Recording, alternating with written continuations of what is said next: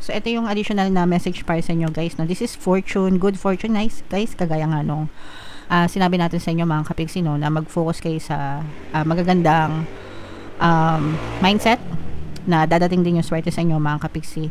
With your skills, mga kapiksi, no, gamitin nyo yung inyong mga kaalaman, yung mga talento nyo, mga kapiksi. Yun yung magiging susi nyo, guys. Para malampasan nyo itong mga problema na to. Yung kagalingan nyo, kausayan nyo. So, i-enhance nyo lang or i-develop nyo lang, mga kapiksi.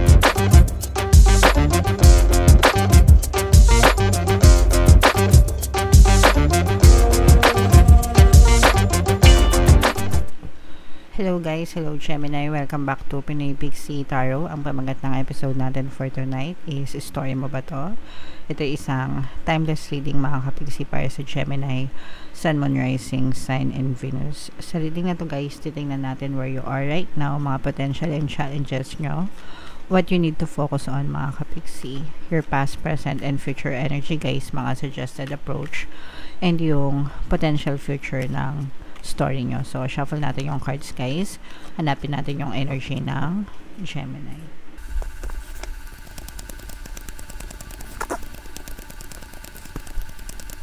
Ito, guys. So, Gemini, kayo ay represent ng Father of Swords sa ating spread. Kung ano na lang yung makaresonate, guys, take that message kasi hindi lahat ng mensahe sa inyo ay magre-resonate, mga kapixie. So, where you are right now, mga kapixie, for some of you, may mga pagsubok or challenges na pinagdadaanan kayo. Mga kapixie, titingnan natin kung tungkol saan ito or para saan itong pagsubok na ito. But, definitely, guys, merong mabigat na sitwasyon na maaaring pinagdadaanan kayo ngayon sa inyong kabuhayan, Gemini. By the way, mga kapixie, pasensya na kayo, medyo nahihirapan ako magsalita kasi inuubo tayo, guys, no? Dahil sa panahon siguro. Mga potential and challenges nyo, guys, this is more on challenge. This is more on money problems ito, mga kapixie, yung pinagdadaanan nyo. So, parang sinasabihan kayo na magtipid-tipid muna, mga kapixie, no? Yung kasabihan na habang maiksi ang kumot, magtiis mamaluktot, pag mahaba na't malapad, tsaka mag-unat-unat. So, for some of you, pwedeng ganun yung pinagdadaanan nyo or na-experience nyo, mga kapixie. And, what you need to focus on, guys, is wag nyong iisipin na malas kayo kahit na nakaka-experience kayo ng problema sa pera. You have to think na dadating din yung swerte sa inyo, mga kapixie, and dun kayo mag-focus. Hindi lang swerte na parang umaasa lang sa swerte, no? But it's a state of mind na kahit na anong pagsubok or yung pinagdadaanan nyo, lalo na sa pera, kailangan magkaroon pa rin kayo ng magandang mindset, mga kapixie. Kesa dun sa negative mindset, kasi kapag ka nag-nega yung mindset nyo, negative na nga yung nangyayari sa inyo, tas negative pa yung mindset nyo, lalo kayong malulubog sa problema, sa kanegahan. Pero kung kahit na negative yung nangyayari sa inyo, pero kung positive pa rin yung mindset nyo, maaari ding magbago yung sitwasyon nyo. So, palagi nyo lang sasabihin na swerte kayo, suswertehin din kayo, hindi man ngayon, pero dadating din yung araw na suswertehin kayo. Dun kayo mag-focus, mga kapixie. Okay. And yung recent past nyo, guys, marami talaga kayong pinagdaanan. Yung iba sa nyo, medyo dumaan kayo sa depression siguro.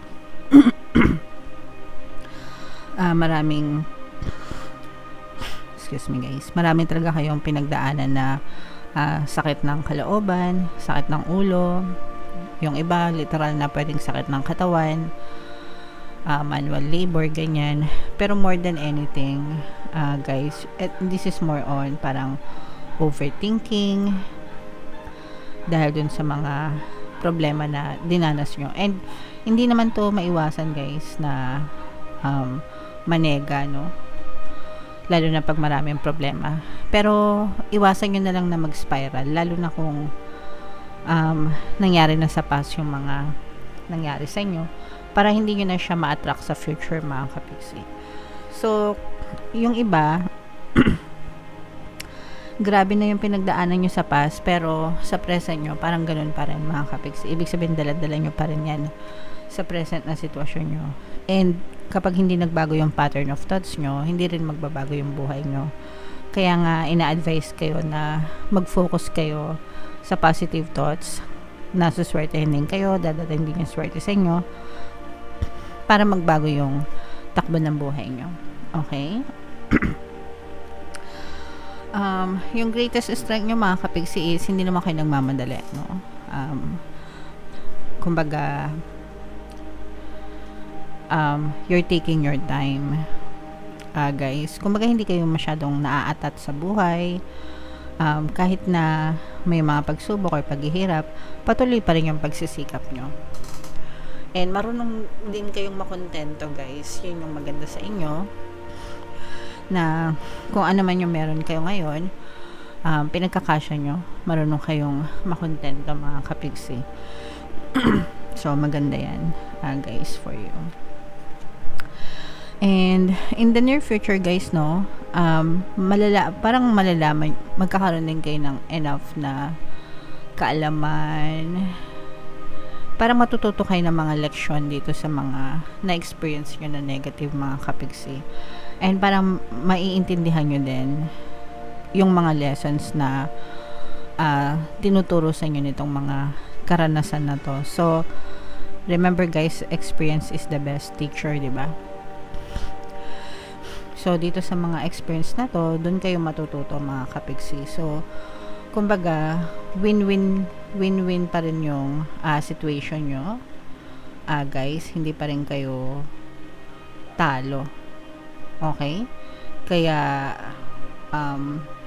pagpatuloy nyo lang yan, guys. Kumbaga, huwag nyong panghinayangan yung mga karanasan nyo kasi dun kayo mas magiging better person, guys.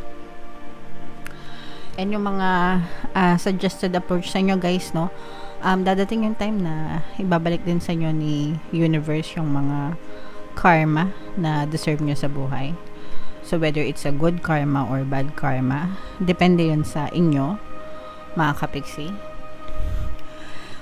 So, good intentions equals good karma. Bad intentions equals bad karma. So, make sure na palagi kayong nasa good intention. Palagi kayong gumagawa ng maganda or mabuti. Para good karma din yung inyong anihin, guys. Okay? What you need to know, mga kapiksi, this is a water sign energy, Cancer, Pisces, Scorpio. So, for some of you, maaring may water element na element kayo sa inyong natal chart. Meron ding water sign na maaring tumulong sa inyo, mga kapiksi, dito sa mga problema na pinagdadaanan nyo, guys. Okay? Sorry. And parang this is also reminding you na don't be too hard on yourself. Huwag kayo masyadong harsh sa sarili nyo kahit na may mga problema kayo. Guys, matuto kayong mahalin at i-value yung sarili nyo, mga kapiksi. Your hopes and fears, this is more on hopes, guys, no? Magkakaroon din ng progress sa buhay nyo unti-unti, mga kapiksi. Pero this is movement. For some of you, maaaring may good news din kayo na matanggap. Good news na maaaring umusad din yung buhay nyo, or good news na maaaring malampasan nyo rin itong mga problema na to sa buhay nyo, mga kapiksi. So, konti-konti lang, guys. As long as nag-effort kayo, one day at a time, mga kapiksi, hindi nyo sinasayang yung oras nyo, malalampasan nyo rin yung mga problema na yan, guys. And your potential future, guys, sabi ko nga sa inyo, maaaring may tumulong sa inyo in the future. Okay? So, hindi kayo nag-iisa, mga kapiksi. Malalampasan nyo itong mga problema na to, and may mga taong tutulong sa inyo. Somebody na hindi kayo iiwan through thick and thin, mga kapiksi. Somebody na nandyan lang sa'yo kahit anong mangyari. So, mapalad ka, guys. Alright? Sorry. So, comment down below, Gemini, if feeling nyo naka-resonate kayo dyan. For more tarot readings, sorry, bunot lang tayo ng isang card pa dito. Habang sinashuffle ko to guys, panoorin nyo muna yung video natin regarding sa ating paano mag-manifest ng abundance video course. Kapiksi, sawa ka na ba sa mga struggles at hirap sa buhay mo? Masipag ka ba at masikap sa buhay ngunit hindi ka pa rin umaasenso? Ilang beses ka na bang nag-attempt magnegosyo at mag-invest pero palagi ka pa rin nalulugi? Sa pagkakataon na ito ay maaaring may subconscious beliefs ka na nagiging balakid sa iyong pag-unlad at pagyaman. Introducing, paano mag-manifest ng abundance video course. Dito ay matututunan mong ma-overcome ang mga balakid mo para tuluyan ka ng umunlad, umasenso, sumagana, maging matagumpay, successful at maswerte sa iyong kabuhayan, pera, trabaho, negosyo, salapi at kaperahan ng bonggang-bongga. Dali, mag-send na ng email sa pinoypixitaro@gmail.com at simulan na ang iyong pagyaman ngayon. Alright, so sa lahat ng gusto mag-avail ng course guys, naka-flash sa screen nyo. Una, meron tayong paano mag-manifest ng abundance video course. Meron din tayong paano mawala ang third party at magkaroon ng harmonious na relationship. And meron din tayong paano pabalikin si ex-revised breakup. So sa mga interesado guys, mag-send lang kayo ng email sa pinoypixitaro@gmail.com. So ito yung additional na message para sa inyo guys. No? This is fortune, good fortune, nice guys, kagaya nga nung sinabi natin sa inyo mga kapiksi, no, na mag-focus kayo sa magagandang mindset na dadating din yung swerte sa inyo mga kapiksi. With your skills mga kapiksi, no, gamitin nyo yung inyong mga kaalaman, yung mga talento nyo mga kapiksi. Yun yung magiging susi nyo guys, para malampasan nyo itong mga problema na to, yung kagalingan nyo, kausayan nyo. So, i-enhance nyo lang or i-develop nyo lang mga kapiksi kung saan kayo magaling, and maaring makatulong yun sa inyo para umunlad kayo. So, let's say for example, baka magaling kayo magluto, diba? Baka pwede kayong mag-karinderya or magtinda ng mga ulam. Anything na magagamit yung skills nyo mga kapiksi, kailangan lang ng konting sipag at syaga guys. Wag natin iasa sa swerte lahat, bagos ay kumilos din tayo mga kapiksi. Alright? So, yan yung mga mensahe sa inyo. Ito guys, i-mind nyo na tong swerte na to, itong tulong na to, itong mga good karma na to mga kapiksi, kasi yan yung mga positive na energies na nakita natin para sa inyo. For more tarot readings guys, ito yung playlist nyo. Ito naman yung ating success stories ng paano mag-manifest ng abundance video course. Click here to subscribe guys. Ito yung ating mga pampaswerte subliminals. Thank you for liking, sharing, and subscribing. See you again next time. I love you all mga kapiksi. Have a nice day. Bye-bye.